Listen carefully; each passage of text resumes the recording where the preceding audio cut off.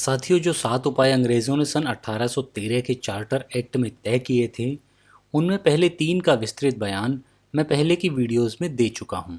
उस charter act में चौथा उपाय अंग्रेज़ों को भारत में रहने और काम करने की विशेष सुविधाएं देना था।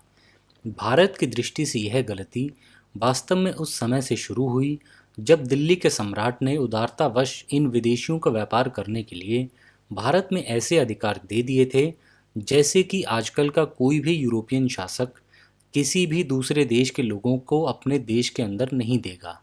वास्तव में उसी समय से भारतीय व्यापार और उद्योग धंधों के नाश और भारत की राजनीतिक पराधीनता का बीज बोया गया।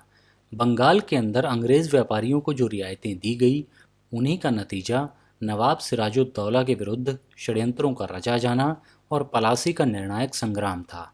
इसके बहुत दिनों बाद भारत की अंग्रेज सरकार ने भारतवासियों के खर्च पर असम और कुमायूं के अंदर चाय की काश्त के अनेक तजुर्बे किए, ताकि तजुर्बे सफल होने के बाद वहाँ के चाय के बागान ऐसे अंग्रेज़ों के हवाले कर दिए जाएं जो वहाँ रहकर काम करना चाहते हों। बाद में ऐसा किया भी गया। भारतवासियों के खर्च पर कई अंग्रेज़ों को तरह तरह की चाय के बीज लाने के लिए चीन भेजा गया और चीनी काश्तकार हिंदुस्तान में लाए गए ताकि अंग्रेज़ उनसे चाय की काश्त का तरीका सीख सकें। इन चाय के बागानों में काम करने वालों की कभी कमी न होने पाए, इसलिए वहां पर शुद्ध गुलामी की प्रथा कानूनन प्रचलित की गई।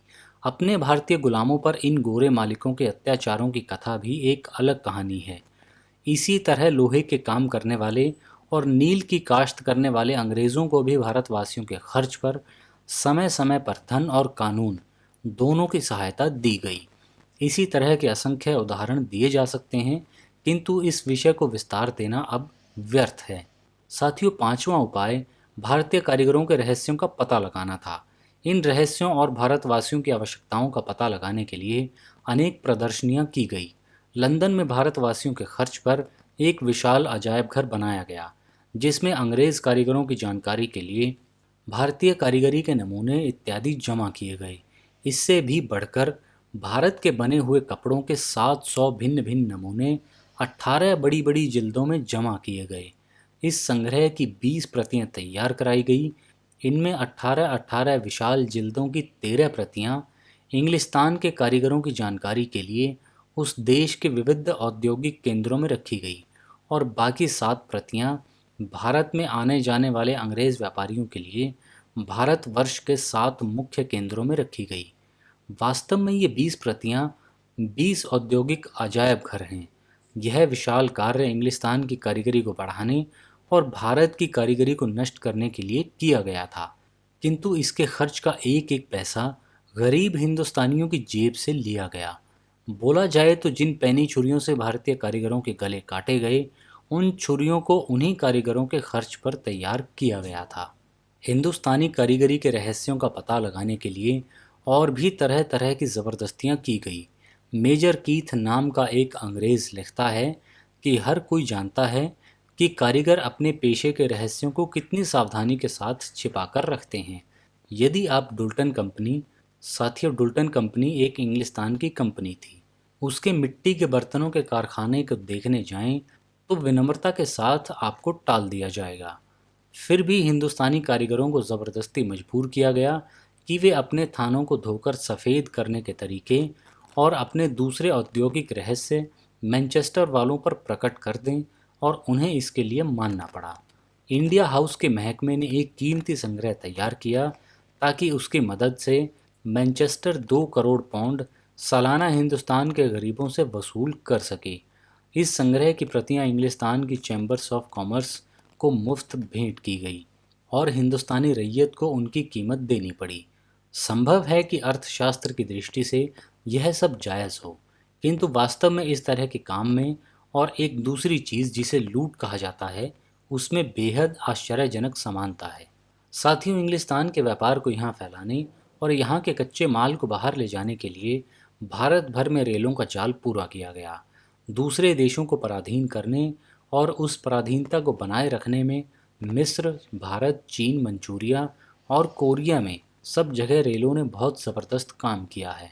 साथियों, सन 1813 का नया चार्टर भारतवासियों के लिए केवल आर्थिक दृष्टि से ही घातक नहीं था, बल्कि नैतिक दृष्टि से भी वह भारतवासियों के अधिकाधिक पतन का कारण हुआ। भारतीय जीवन की सरलता और शुद्धता को भंग करने में ही उस समय के धन लोलुप अंग्रेज व्यापारियों को अपना हित दिखाई देता था। सन 1832 की पार्लियामेंट्री कमेटी के सामने जो गवाह पेश हुए, उनमें से एक मिस्टर ब्रैकन ने अपने बयान में खुश होकर कहा कि अब कलकत्ता में उन हिंदुस्तानियों के अंदर जो शराब पर खर्च कर सकते हैं, तरह तरह की शराबें बहुत बड़ी मिकदार में खपती हैं। इसी गवाह ने एक दूसरे प्रश्न के उत्तर में कहा, मैंने कलकत्ता के एक देसी दुकानदार से, जो वहाँ के बड़े बड़े खुद फिरोशों में से है, सुना है कि उसके शराब, ब्रांडी और बियर के ग्राहकों में से अधिकांश ग्राहक हिंदुस्तानी हैं। इस गवाह से पूछा गया कि हिंदुस्तानियों को कौन सी शराब सबसे ज़्यादा पसंद है। उसने उत्तर दिया, शैंपेन। फिर पूछा गया कि क्या हिंदुस्तानी पहले बिल्कुल शराब नहीं पीते थे। उसने जवाब दिया, मैं समझता हूँ कि बहुत ही कम। पूछा गया, क्या यह उनके धर्म के विरुद्ध नहीं है। जवाब दिया, मुझे नहीं मालूम कि उनके धर्म के विरुद्ध है या नहीं, किंतु उनकी आदतों के विरुद्ध अवश्य है। वे खुले तौर पर शराब नहीं पीते, किंतु जब कभी पीते हैं तो उनका पीना धर्म के विरुद्ध हो या न हो, उनके यहाँ के सामाजिक रिवाज के विरुद्ध अवश्य होता है। दूसरे अंग्रेज गवाहों ने भी बड़े हर्ष के साथ बयान किया कि यूरोपियनों के संसर्ग से भारतवासियों में शराब पीने की आदत और यूरोप के ऐशो आराम के और अन्य दिखावटी सामान खरीदने की आदत बढ़ती जा रही है, जिससे अंग्रेज व्यापार को स्पष्ट लाभ है। निस्संदेह भारतीयों को चरित्र भ्रष्ट करने में उस समय के विदेशी व्यापारी शासकों का स्पष्ट लाभ था। साथियों, आशा करता हूँ कि ये वीडियोज़ आपको पसंद आ रही होंगी। इस वीडियो में फ़िलहाल सिर्फ इतना ही। अगली वीडियो में आपसे फिर मुलाकात होगी।